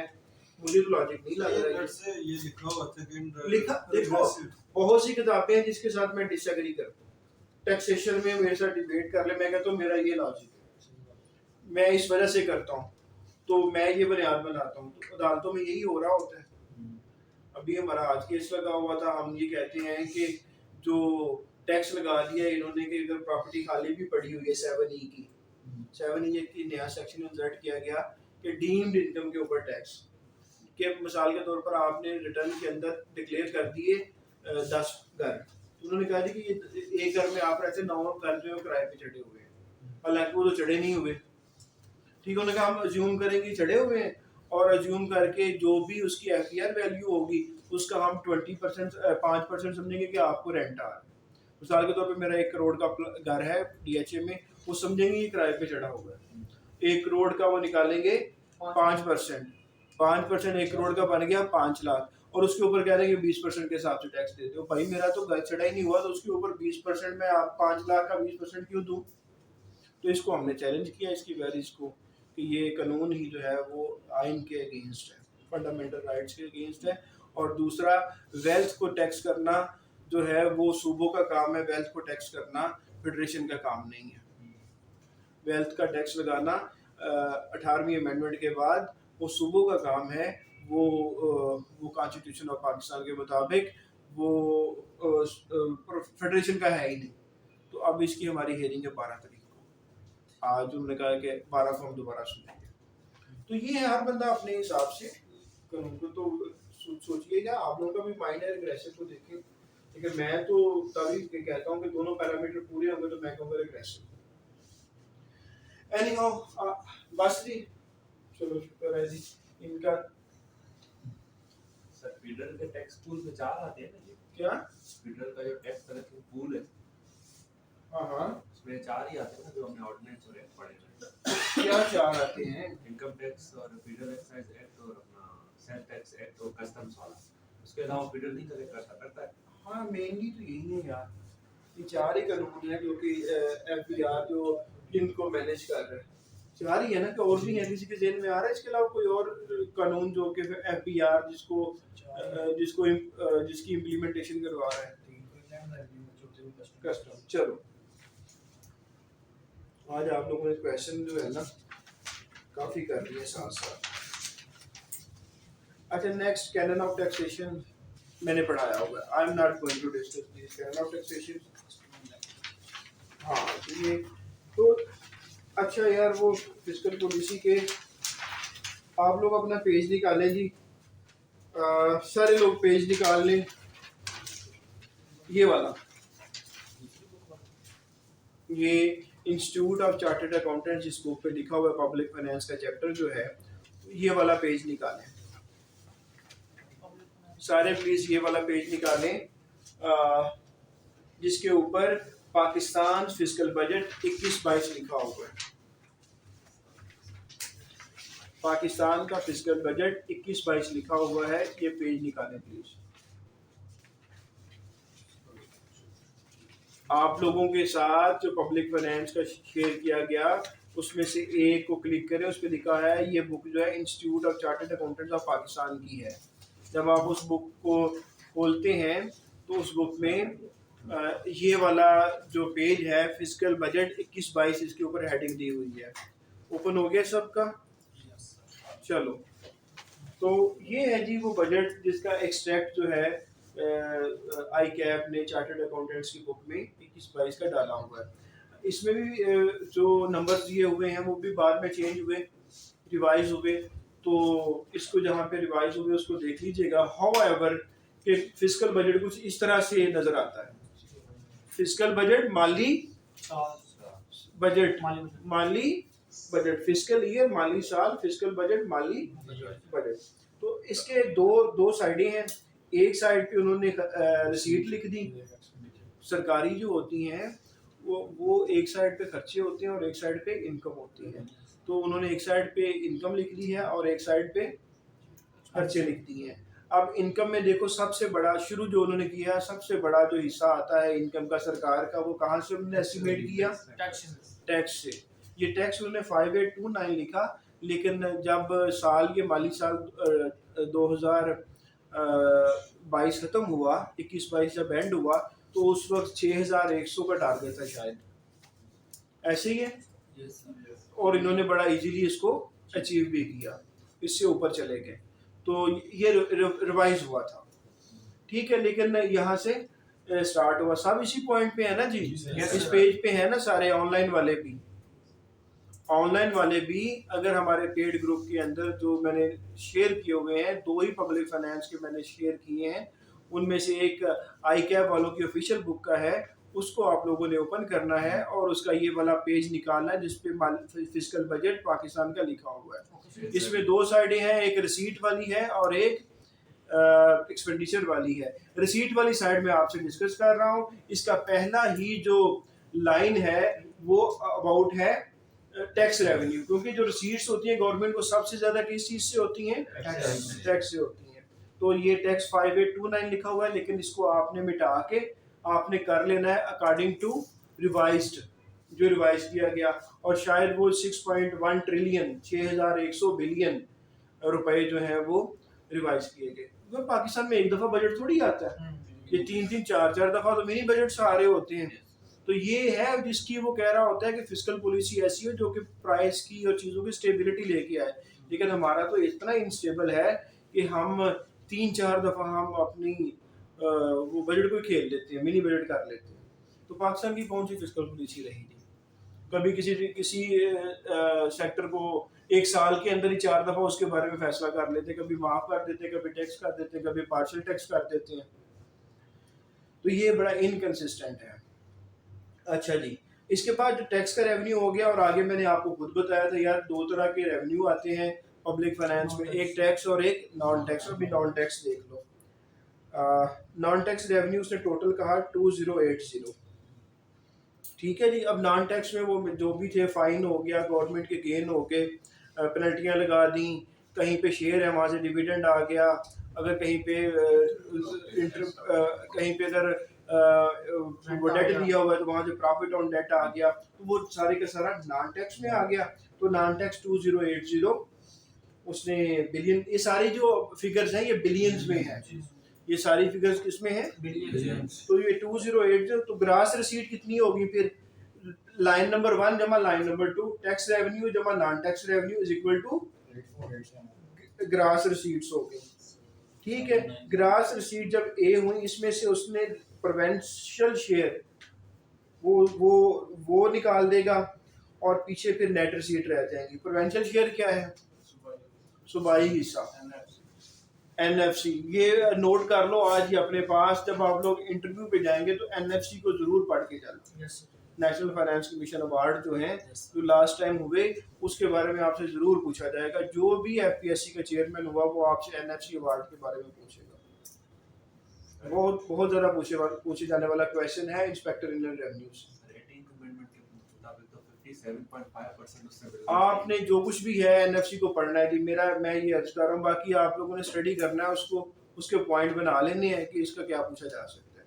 लेकिन एनएफसी एक ऐसा क्वेश्चन है जिसके ऊपर पूछा जाता है। जितना भी चल रहा है ये आप लोगों ने, मैंने अर्ज किया है कि इसको पढ़ लेना है, नोट कर लो। देखो चीजें इसी तरह बता दी जाती हैं कि ये दफा ये पूछा जाएगा आपसे इंटरव्यू में, देख लीजिएगा, किसी ना किसी से जरूर पूछेंगे वो। अच्छा, जिस तरह ये इकोनॉमिक की कोऑर्डिनेशन कमेटी होती है, पब्लिक अकाउंट्स कमेटी है, काउंसिल ऑफ कॉमन इंटरेस्ट है, ये सारे लिख लें। सीसीआई लिख लें, इकोनॉमिक कोऑर्डिनेशन कमेटी लिख लें, फिर पब्लिक अकाउंट्स कमेटी लिख लें। कौन हेड कर रहा होता है, कौन नहीं कर रहा होता।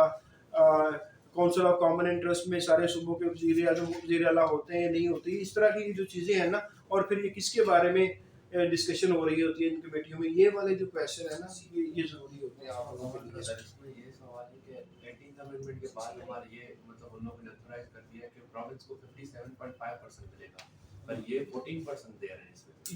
यही तो मैं कह रहा हूँ कि इसके ऊपर आपने ग्रिप करनी है हर लिहाज से। ठीक है, ये आप ये जो 4-5 चीजें मैंने बताई, इनका नॉलेज ये आपको, देखो ये चीजें शुरू हुई ना, तो इसलिए इसके साथ मैंने बता दिया कि ये एग्जामिनेबल क्वेश्चन है ड्यूरिंग योर इंटरव्यू। इनके बारे में पूछा जा सकता है कि इस पे आपने वर्किंग करनी है, अपने पास लिख लें कहीं कि जब मैंने इंटरव्यू पे जाना है तो किन किन चीज़ों को देखना है, ये वो वाली चीज़ें हैं। ठीक है, हो गया जी। आगे नेट रेवेन्यू रिसीट बड़ा क्लियर लिखा हुआ उसने, ए माइनस जो ग्रास रिसीट्स हुई उसमें सूबों को जो हिस्सा दे दिया वो नेट रेवेन्यू रिसीट्स आ गई। बाकी वो चीज़ें कहाँ से पूरी कर रहा है, बाकी वो क्या कर रहा है, उधार ले रहा है, नॉन बैंकिंग बारविंग जो है जिसमें नेशनल सेविंग सर्टिफिकेट्स और इधर उधर की चीज़ें, फिर एक्सटर्नल रिसीट्स बाहर से जो रिसीट्स आ गई, फिर एस्टिमेटेड प्रोवेंशियल सरप्लस जो प्रोवेंशियल से पैदा हो गया वो, फिर बैंकिंग बारविंग बैंक के थ्रू कर्जा ले लिया गया वो, और फिर प्राइवेटाइजेशन प्रोसीड्स जो सरकारी इदारे थे उनको प्राइवेटाइज करके जो पैसा आया। तो जब इनको नेट ऑफ करते हैं तो 8,487 हमारा क्या है टोटल है। अभी ये देखो बाकी हमारे जो दूसरी साइड पे 8,487 हमारे खर्चे हैं, लेकिन उन खर्चों को पूरा करने के लिए टैक्स का रेवेन्यू सिर्फ 5,829 है। बाकी कहाँ से आ रहा है, मुख्तलिफ अदर तरह के रिसीट, कुछ कर्जे हम लोकल ले रहे हैं, कुछ फॉरेन ले रहे हैं, कुछ बैंकों से ले रहे हैं, कुछ नॉन बैंकों से ले रहे हैं। इस तरह करके हम अपना पूरा बजट जो है वो बना रहे होते हैं। खर्चों की तरफ आ जो खर्चा पहले क्या है, करंट के अंदर उसने नीचे बताया करंट कैसे बना। इंटरेस्ट पेमेंट देखा, वो मैंने कहा सबसे ज्यादा आप लोगों का खर्चा किस पे आ रहा होता है, कि आपने सूद की पैसे देने होते हैं उनका। फिर आपका दूसरा खर्चा पेंशन का आ रहा होता है जो आपके सरकारी मुलाजिम रिटायर होते हैं उनके। और फिर उससे बड़ा नीचे देख लो कौन सा आ गया, डिफेंस, पाकिस्तान को महफूज करने का खर्चा। ठीक है जी, हाँ जी। फिर आगे grants and transfer to provinces, ये ट्रांसफर पेमेंट्स मैंने बताया था ना, तो grants and transfer to provinces and other. फिर आगे देखो सब्सिडीज आ गई, ये भी खर्चा इन्होंने करना होता है कि जो कि फिस्कल पॉलिसी के थ्रू ही टूल बना के ये खर्चा कर रहे होते हैं। उसके बाद रनिंग ऑफ सिविल गवर्नमेंट, जो फौजियों के अलावा सिविल गवर्नमेंट को रन करने का खर्चा। फिर provision for contingency end fund, ये वो एक्सपेंडिचर है जिन्होंने एक साइड पर रख लेते हैं, यार 25 बिलियन ऐसा होगा कि अगर अल्लाह ना करे फ्लड आ गया, कोई डिजास्टर हो गया तो उसके लिए मार्क करके रख लें। ठीक है जी। फिर प्रोविजन फॉर पे एंड पेंशन और पे के लिए प्रोविजन बनाई गई। फिर वो डेवलपमेंट के लिए देखो कितना थोड़ा है, 9,064। फेडरल पीएसडीपी क्या होता है, पब्लिक सेक्टर डेवलपमेंट प्रोग्राम। तो पीएसडीपी जो है वो बड़ा इंपॉर्टेंट होता है, उसके लिए खर्चा, और फिर नेट लैंडिंग, इन्होंने कुछ उधार भी दिए होते हैं जो लैंडिंग की हुई है, तो ये सारा देखो ये खर्चे, और दूसरी तरफ आपकी रसीट्स में से टैक्स वाला तो ठीक है, वो तो आवाम से इकट्ठा कर लिया, बाकी कहाँ से इकट्ठा किया, उधार ही इकट्ठा किया। तो आपने क्या करना है, आपने मोहतरम इसको वेरीफाई करना है, वेरीफाई करके आपने ये 21-22 का लिखा हुआ है, आपने साथ में 20-21 का भी लिख लेना, 20-21 का भी लिख लेना, और साथ में कंपैरिजन कर लेना। करंट को दोबारा बता दो। नीचे ये जो करंट 7523 है ना, आप देखोगे कि इसमें से ये सिर्फ ये मजमुआ होगा इंटरेस्ट पेमेंट का, पेंशन हो गया, फिर ये देखो ना इसमें ए बनाया हुआ है, तो बी से पहले पहले जितना भी सारा इन सब का मजमुआ जो ए है। देखो इसने दो हिस्से बनाए हैं, ए और बी, डेवलपमेंट से ऊपर ऊपर क्या है, ए है, ठीक है जी, ये करंट एक्सपेंडिचर्स हैं, सही है, और बाकी जो है वो नीचे वाले एक्सपेंडिचर है। जब भी बजट बनता है तो बैलेंस बजट बनाते हैं ये। नहीं देखो बैलेंस बजट आप किसी अनपढ़ को भी दे दें वो बैलेंस कर देगा, कैसे, और जो ऊपर नीचे करके नहीं इस तरह का बजट बनाना किसके लिए मुश्किल है। एक्सपेंडिचर जो भी खर्चे लिख लो, उसके बाद इधर लिख दो ऊपर कि मुझे ना टैक्स से पैसा कितना आएगा, बाकी सारा उधार का लिख दो। बजट जो है आप फिर बजट बना दिया। पाकिस्तान का बजट यही होता है ना कि जितना कम पड़ गया उतना उधार ले लो, तो बजट बराबर हो गया, माइनस इनकम प्लस बोरिंग, यही बजट बन रहा है ना। तो आप बना सुबह आप फाइनेंस मिनिस्टर बन जाओ, कहो जी कि इतने खर्चे हैं, खर्चों पे कंट्रोल नहीं करना, और जब खर्चे हो गए या फिर करेंसी छाप लो, या फिर आप IMF के आगे जाके घुटने टेक दो कि आ जाए जी हमें ना वो बेल आउट पैकेज दे। सर इतनी छोटी सी चीज के लिए वैसे सागदार साहब को नहीं बुलाना चाहिए था। नहीं है तो बड़ा काम, वो देखो उसके आने से ही डॉलर नीचे आ गया, पेट्रोल भी सर नीचे हुआ आ गया। कुछ भी नहीं, लेकिन डॉलर भी नीचे आ गया है, पेट्रोल यार हमारी कौम भी तो ऐसे ही है ना, डॉलर ले गया बाइट से। डॉलर शॉलर नहीं लेके आया, देखो हमारा जो है वो डर लेके आया कि यार ये आगे इसने कोई ड्रामेबाजी करनी है, और ड्रामेबाजी करेगा तो डॉलर नीचे आएगा, तो जिनके पास पड़े हुए हैं उन्होंने कहा जल्दी जल्दी बेच के इसको पैसे में ट्रांसफर कर दो, और लोग ज्यादा बेचने के लिए जाएंगे तो खरीदार आगे कम होंगे, तो ऑटोमेटिकली अब देखो ना ज्यादा चीज बिकने के लिए चली जाए। जैसे कि टीचर ने जो उन्होंने पॉलिसी बना दी थी कि हम 180 से ज्यादा डॉलर बाय नहीं करेंगे, जो डॉलर मतलब कि उन्होंने पॉलिसी बना दी थी आपस में कि जो डॉलर हमें बेचने हैं ना, हम 180 से ज्यादा उसे लेंगे ही नहीं। हाँ तो फिर लोगों ने नहीं बेचा होगा, लोगों ने नहीं बेचा, उन्होंने डाल दिया। लेकिन ये अब लोग इस तरह की फेंक रहे हैं यार इसने कोई ड्रामा करके 200 का इसने नारा लगा दिया है, तो इसने कहीं ना कहीं से 200 करना है, तो इससे पहले कि जब मैं 200 का एक्सचेंज करवाऊं, मैं क्यों ना 230 का करवा लूं, तो इसलिए ज्यादा लोग एक्सचेंज करवाने जा रहे हैं, तो वो फिर उसकी वैल्यू में कदर में जब लोग खरीदने चले जाए तो वो ऊपर चला जाता है, जिस चीज की मांग बढ़ जाए वो ऊपर चली जाती है, जिस चीज की मांग कम हो जाए वो नीचे आ, यही इकोनॉमिक्स का असूल है।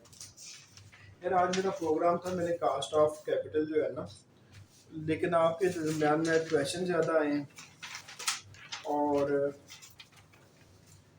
अब हमने ना weighted average cost of capital को पकड़ना।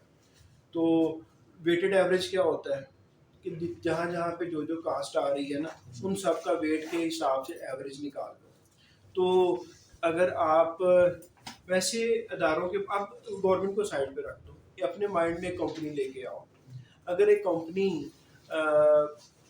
कारोबार करती है तो गवर्नमेंट को कंपनी को फाइनेंस कहाँ से मिलता है? एक तो वो किसी बैंक के पास जाके उधार ले सकती है, तो जब उधार लेती है तो उसको डेट कहा जाता है, उसका अपना सरमाया डेट कहा जाता है। और डेट जब बैंक देता है तो क्या फ्री दे देता है, वो इंटरेस्ट लेता है, वो फाइनेंस कास्ट होती है, तो वही कास्ट ऑफ डेट कहलाएगी। एक कंपोनेंट ये हो गया। दूसरा फाइनेंस कहाँ से आता है कंपनियों के पास? ऑर्डिनरी शेयर्स, कि वो स्टॉक एक्सचेंज पे जाते हैं और शेयर्स बेच देते हैं, या IPO करते हैं अंडर राइटिंग करवा के, तो वहाँ पे उनके शेयर्स जो है वो खरीद लिए जाते हैं।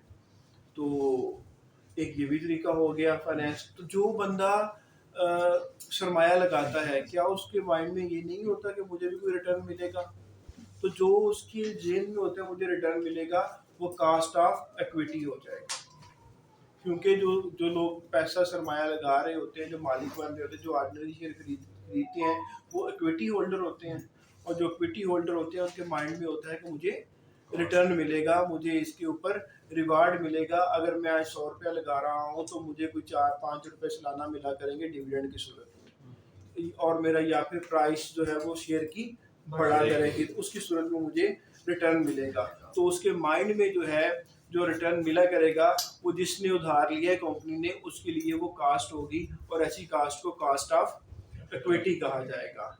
एक कास्ट ऑफ डेट हो गया, एक का कास्ट ऑफ इक्विटी। अब जनाब साहब बताओ, कास्ट ऑफ इक्विटी आप समझाना चाहें किसी को तो कैसे समझाएंगे? हाँ, अभी मैंने बताया है, ये कहीं घुमा हुआ था, गुजरात गया हुआ था। हाँ जी नवाज साहब, आप मदद करते हैं। हाँ जी, गुजरा वाले गए हुए थे। अभी मैंने बताया यार, मैं रिपीट करता हूँ कि कंपनियों को पैसा कहाँ कहाँ से मिल सकता है। फाइनेंस, या तो वो जाके उधार ले सकती हैं बैंकों वगैरह से, जिसे लोन कहा जाता है। तो जब वो लोन लेती हैं तो वो उसको लोन भी कहा जाता है और डेट भी कहा जाता है। तो जब वो लोन लिया तो लोन की एवज उनको कुछ ना कुछ पे करना पड़ता है, उसकी उन्हें कुछ ना कुछ कीमत चुकानी पड़ती है। तो वो जो कीमत चुकाते हैं उसे वो कास्ट ऑफ डेट कह दिया जाता है, कि डेट को लेने की वजह से जो कास्ट देनी पड़ रही है उसको कास्ट ऑफ डेट कह दिया जाएगा। देखो हम पढ़े weighted average cost of capital, तो यहाँ पे फाइनेंस के अंदर जो टोटल कैपिटल है उसमें डेट भी आ जाता है, उसके अंदर शेयर होल्डरों का भी पैसा आ जाता है, और उसमें प्रेफरेंस शेयर होल्डरों का भी पैसा आ जाता है। तो हमने मालूम करना पड़ेगा कि डेट की कास्ट क्या है, हमें मालूम करना पड़ेगा कि इक्विटी वालों की कास्ट क्या है, और हमें मालूम करना पड़ेगा जो प्रेफरेंस शेयर होल्डर हैं उनकी कास्ट क्या है। इन तीनों की कास्ट को इकट्ठा करके इसका वेटेड एवरेज निकाला जाएगा, उसको weighted average cost of capital कहा जाएगा। कास्ट ऑफ इक्विटी में कह रहा हूँ कि आप शेयर खरीदते हैं, आपने इक्विटी इन्वेस्टमेंट की, आपके माइंड में क्या होता है कि मुझे कंपनी की तरफ से कोई रिटर्न मिलेगा। तो जो आपके जहन में जो माइंड में एक रिटर्न का एक कॉन्सेप्ट है, वही कंपनी के लिए वो कास्ट ऑफ इक्विटी है। ठीक है जी। और इसी तरह कास्ट ऑफ प्रेफरेंस शेयर क्या होगी, कि प्रेफरेंस शेयर होल्डर क्या होते हैं, वो ऐसे शेयर होल्डर होते हैं जो कि ऑर्डिनरी शेयर होल्डर नहीं होते, उनको प्रेफर्ड शेयर मिलते हैं कि जब भी डिविडेंड दिया जाएगा सबसे पहले उनको दिया जाएगा, या फिर उनको एक फिक्स रेट पे डिविडेंड मिलेगा ही मिलेगा। तो जो कंपनी उनको डिविडेंड पे करेगी, कंपनी के लिए कास्ट नहीं होगी, तो वो कंपनी के लिए कास्ट ऑफ प्रेफरेंस शेयर होगी। तो इन सब का एवरेज आउट किया जाएगा, तो एवरेज आउट किया जाएगा तो फिर वो weighted average cost of capital होगा। इसको हम इंशाल्लाह फिर फर्दर अपने नेक्स्ट क्लास में डिस्कस करेंगे, और इसको न्यूमेरिकली फिर हम समझेंगे भी। इसको जी आप सब लोगों से मैं इजाज़त चाहता हूँ। किसी का कोई क्वेश्चन हो तो फ्राइडे को हमारी नेक्स्ट क्लास होगी, तो वो 6:30 से लेकर 7:30 के दरमियान वो पूछ सकता है। और प्लीज़ जब आप